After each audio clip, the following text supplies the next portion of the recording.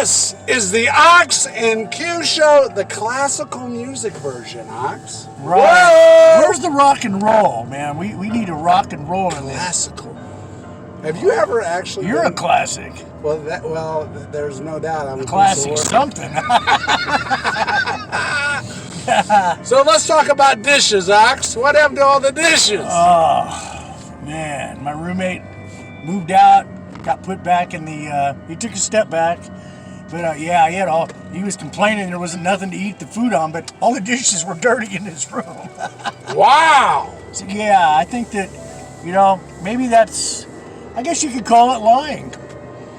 That's true. And that's one of the things that justifying, rationalizing, lying. Yeah. Those are big things in recovery to work on, when we're constantly looking at everybody else's faults and not really taking a look inward.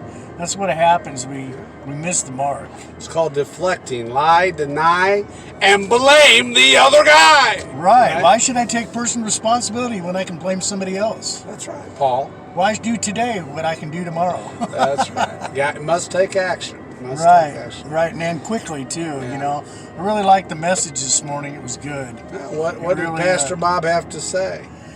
It was Jason this morning. That's right. Jason was preaching. And he pretty much was talking about when we have to learn to suffer. We have to learn to be uncomfortable. And I say this to people all the time.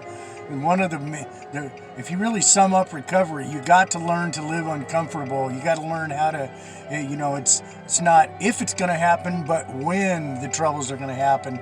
And when we think that, I'm saved and I've got it all together and things are going good. It's easy to praise God when things are good, but when they get bad, sometimes we blame Him or make excuses for why it happens. We have to learn to do without, to deny ourselves. Oh, that's a good word. Deny yourself and pick up the cross. That's what that means. And it's, it's taken a lot of years of reading the Word to really get an understanding of what these scriptures mean and to really apply them to my life, right? And to make sure that I'm, and I have my moments. I had a few bad moments this afternoon, and the enemy. I woke up and I didn't feel good, and was just kind of thinking about my kids and about the transportation situation and where I'm living, and a lot of stuff started to get to me, and I have to say, it is what it is. I'm the only one that can change that, but I have to do it through Christ.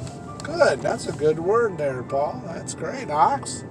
Yeah, that's what it's all about. We've got to make adjustments along the way, and if we can do that, and we can stay within the being present and not let these thoughts come into your head that things are not going to change, and we can keep our minds centered. Faith. Yeah, faith over fear. Fear crept in, and discouragement crept in, and you can, keep those out of your stinking thinking, then you do better.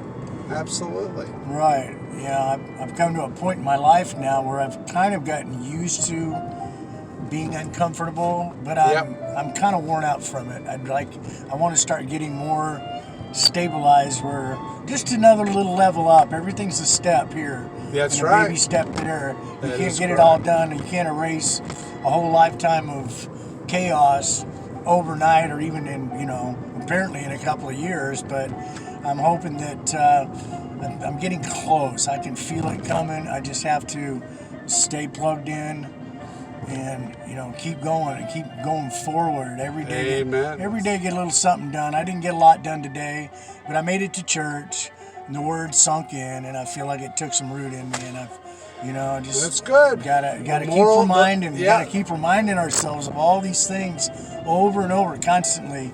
I think about certain things, and some days some things affect me more than others, but I have to keep constantly. It's like when you go to school, you learn things, and then after a while, some of it you may comprehend it and really memorize it because you're actively going, but when all of a sudden you stop doing those things or remembering those things and going back over, it's like you got to restudy.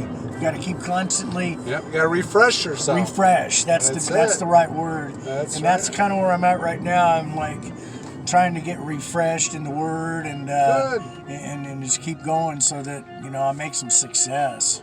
Well, the moral of the whole story is don't hide your dirty dishes under your bed. Ugh. Take them to the sink, wash them out, and put them away. My roommate had to use a cake scoop to eat his cereal.